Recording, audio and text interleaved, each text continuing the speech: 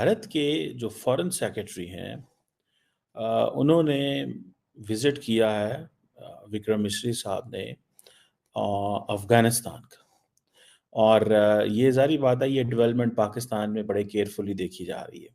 Sir, Pakistan में अमन के मामले पर अफगानिस्तान का बड़ा कुलीदी किरदार रहा है, लेकिन हालिया कुरम और वजीरिस्तान में दहशतगर्दी वाकयात से हमारे अफगानिस्तान के साथ ताल्लुकात कशीदा हुए हैं। फरमाया है विक्रम मिस्री मिले हैं इस वक्त जाके आपके मौलाना अमीर मतकी को, जो कि इस वक्त एक्टिंग है। अब इससे पहले कि मैंने पूरी डिटेल से बताना चाहूंगा आपको, खास आपके देखने वालों को, जो डोनाल्ड ट्रंप साहब ने अपनी ओथ सेरेमनी से पहली प्रेस कॉन्फ्रेंस की है। वज़ीर दाखिला मोहसिन नकवी से अमरीकी सफ़ीर डोनाल्ड ब्लूम ने अलविदाई मुलाकात की है। मुलाकात में बाहमी दिलचस्पी के उमूर और पाक अमरीका ताल्लुकात के हवाले से तबादला ख्याल किया गया। मोहसिन नकवी ने पाक अमरीका ताल्लुकात के फ़रोग़ के लिए डोनाल्ड ब्लूम की खिदमात को सराहा।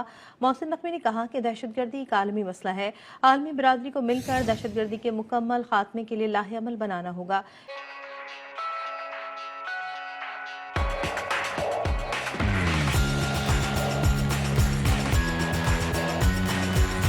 ये कहता रहा है कि हमें एक फ्रेंडली अफगानिस्तान चाहिए जो कि इंडिया का इन्फ्लुएंस को एक्सेप्ट ना करे या इंडिया को हमेशा आउट रखे। लेकिन आज हम क्या देखते हैं कि आज इंडिया जो है वो अफगानिस्तान के अंदर बैठा है, अफगान तालिबान जो है वो होस्ट कर रहे हैं इंडियंस को। जाहिर बात है ये एक अनहोनी चीज़ है, फ्रैंकली स्पीकिंग। ये चीज़ मे बी थोड़े हल्के को कुछ लोगों को जारी बात है डाइजेस्ट नहीं होगी कि ये हुआ क्या है, ये कैसे ये चीज़ हुई है। और अभी ये जो मिस्री साहब का दौरा है ये इसी चीज़ की एक कड़ी है। आप देखें इसमें भी एक पैगाम है कि जो ममालिक होते हैं उनमें आप complete influence and complete control कभी भी नहीं लेके आ सकते। ये गलती इंडिया बांग्लादेश में की, ये गलती पाकिस्तान ने अफगानिस्तान में की। आज देखें, अगर पाकिस्तान का ये व्यू था कि इंडिया को एक्सपेल करा दिया जाए या इंडिया का इन्फ्लुएंस खत्म हो जाए अफगानिस्तान से, तो जाहिर बात है वो चीज़ इस वक्त कम अज कम समझ नहीं आ रही। आज इंडियन फॉरेन सेक्रेटरी अफगानिस्तान में बैठ के कह रहे हैं मेरे आपके साथ हिस्टोरिक ताल्लुकात हैं, हमारे तो लोगों से ताल्लुकात हैं। अब अफगानिस्तान की अवाम और इंडिया की अवाम के बहुत अच्छे ताल्लुकात, पीपल टू पीपल कॉन्टैक्ट, ठीक है जी, दोनों मुल्कों के। और उन्होंने कहा कि आपको कहाँ पे खर्चा चाहिए, कहाँ पे डेवलपमेंट करनी है, हम हमें बताएं, हम लगाएंगे, भारत लगाएगा पैसा। भाई जब भारत लगाएगा पैसा तो भारत क्या आगे से मांगेगा अफगान तालिबान से? कोई वहां से उनको ये तो नहीं कहेगा कि हमें कोई चर्च फाइन पाउडर तो नहीं चाहिए उनको ना, उन्हें कोई एफ्यूम वगैरह तो नहीं चाहिए, उनको कोई आइस तो नहीं चाहिए। इंडिया को कुछ चाहिए, वो क्या है? वो होता है इन टर्म्स ऑफ इन्फ्लुएंस, वो है इन टर्म्स ऑफ कि कैसे आपने पाकिस्तान को बाहर रखना है, कैसे हमारी बात माननी है। वो कहेंगे नो प्रॉब्लम। अब होता क्या है कि जब आप डेवलपमेंट के प्रोजेक्ट्स किसी मुल्क में करते हैं तो आप अपनी प्रेजेंस बढ़ाते हैं। जब आप प्रेजेंस बढ़ाते हैं, लोगों से राब्ते बढ़ाते हैं, तो फिर आप उन लोगों तक भी पहुंचते हैं जिन लोगों तक आम बंदा नहीं पहुंच सकता। सो आप अपने इन्फ्लुएंस को ट्रांसलेट करते हैं। अफगानिस्तान क्यों अमन के हवाले से अपना किरदार अदा नहीं कर रहा? ये बड़ी गंभीर सूरत हाल है, इतनी सिंपल नहीं जैसे आपके सवाल से लग रहा है।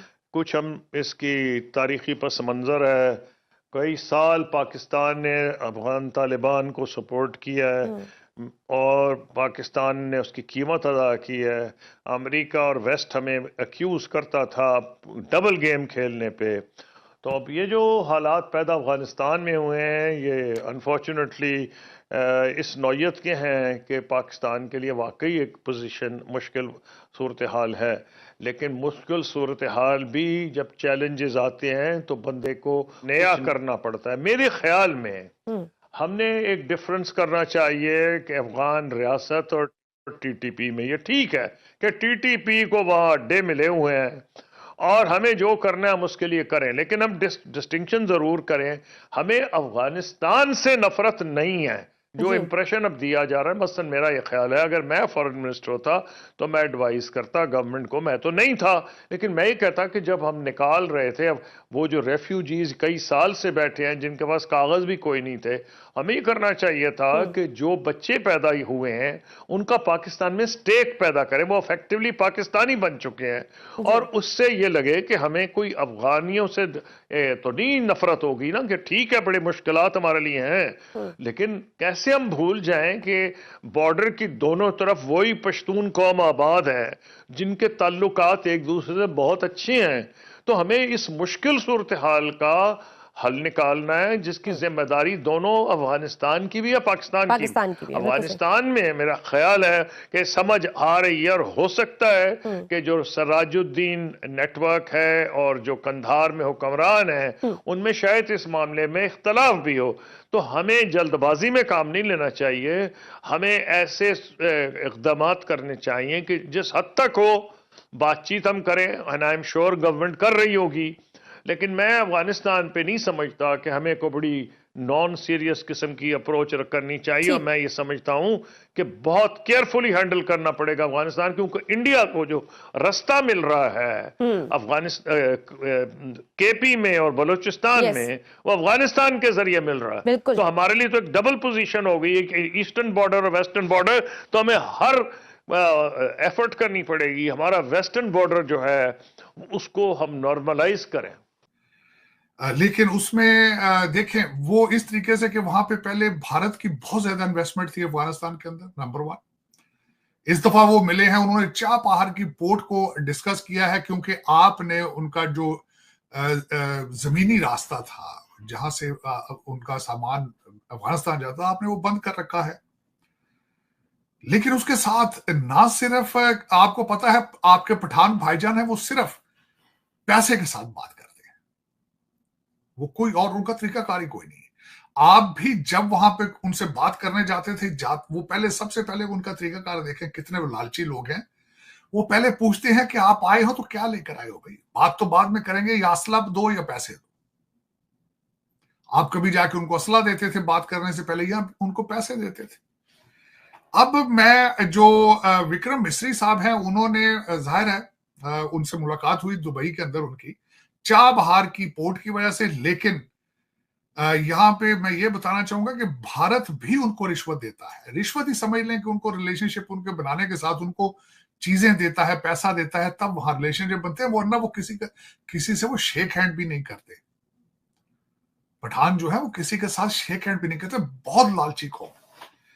अब 50,000 टन गंदम उनको दी है भारत ने अहमदाबाद में, ये ह्यूमैनिटेरियन एड के हवाले से 40,000 टन उन्होंने उनको वो दे चुके हैं। दूसरी जो है खाने पीने की चीजें 100 मिलियन के करीब पोलियो की दवाइयां दे चुके हैं। 1.5 जो है मेडिसिन कोविड की वैक्सीनेशन, 11,000 उनको दे चुके हैं किटें ड्रग टेस्टिंग की, 500 से ज्यादा कंबल या दूसरी सर्दियों की चीजें 1.2 टन स्टेशनरी प्रोडक्ट्स उनको दे चुके हैं। तो वो भी मुसलसल उनको पैसे देकर या उनको लालच देकर किसी चीज का वहां से उनके साथ रिलेशनशिप बनाते हैं। लेकिन चाबहार की पोर्ट से, जो कि उन्होंने काफी पैसों के साथ ईरान के से लीज पर ले रखी है, और अमेरिका को उस पर बल्कि एतराज भी है कि वो ईरान के साथ ये क्यों डीलिंग करते हैं, लेकिन उससे चाबहार पोर्ट का सिर्फ और सिर्फ भारत का मकसद था वहां प्रेजेंस अपनी और अफगानिस्तान को अपनी चीजें बेचनी।